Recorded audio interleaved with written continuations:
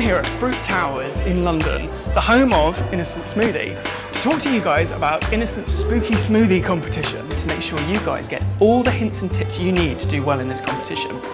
Part 1 of this deliciously cool competition is coming up with your own recipe. Part 2 is to come up with your own name and your own slogan. Part 3 is coming up with your own packaging. And finally, part 4 of Innocent's spooky smoothie competition is to come up with a nice marketing campaign. What does that mean? That means making sure people know about your delicious new product. Shall we take a seat on one of these amazing indoor picnic benches? I'm quite liking all this. So, Gadi, tell me exactly what you do here at Innocent. Sure, I am part of the marketing team and I am a brand manager for Innocent Kids. So I look after the Innocent wedges and the fruit tubes and I come up with all of the marketing activity that we do for it. And what does that mean exactly for kids watching going, oh, what's marketing? You know. So marketing is all about getting the products that you've made out there to the people that are going to potentially buy them and actually making them really appealing and getting the exciting things about the products that you're doing out to the audience that you want to buy them. Right, okay, so say someone gives you a product, Yep. It's all finished, the recipe's made, they go, right, we need people to know about this Yep. product. Where would you start? So, the first thing that you need to do is to understand who your audience is. Okay. So really get into their heads, understand what it is that they find exciting, what kind of things they do on the weekend, what TV channels they watch, all that sort of stuff. Sure. Okay, we're asking our kids obviously to come up with their own ways of promoting, you know, their smoothies.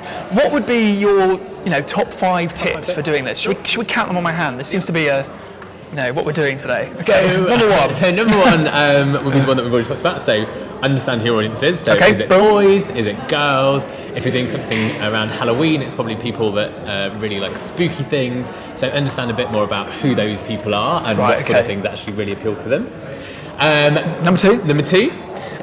Think about giving something back. So with Innocent, we always try to give something back. So for example, at the moment, we've got the magnets. So these things? These magnets which are going into packs. So it's about giving the people that are going to be buying your product something that they're going to really enjoy. So we've obviously got the glow-in-the-dark magnets here. Now another example of one that we've done for our adult smoothies is... No way!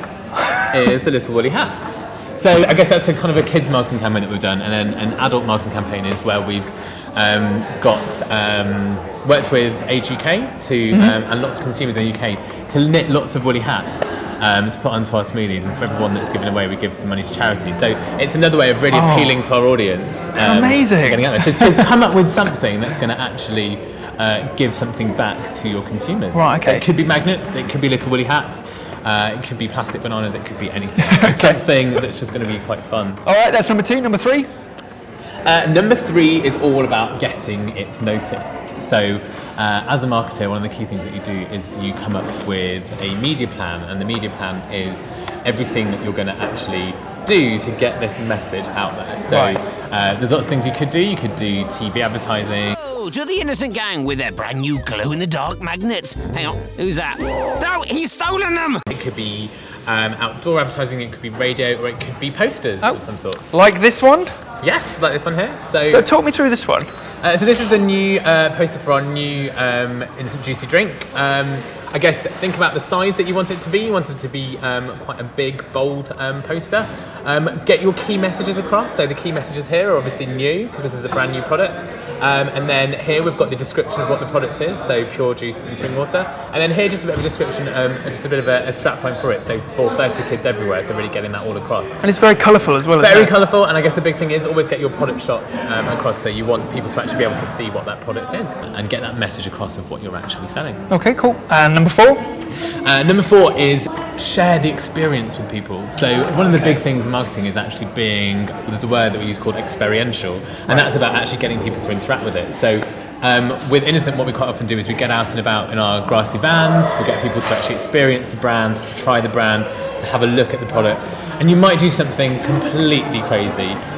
So for example, we might do something, an idea that we've had in the past is to get a swimming pool and fill it with bananas, or do something just that's going to get you really noticed and you're going to get people really excited and thinking about and writing about what you're doing. Okay, and finally number 5, make it a good one. Number 5 is very topical, and that is get digital. So these days you can't do anything unless you're on the internet. So there's obviously kids' websites.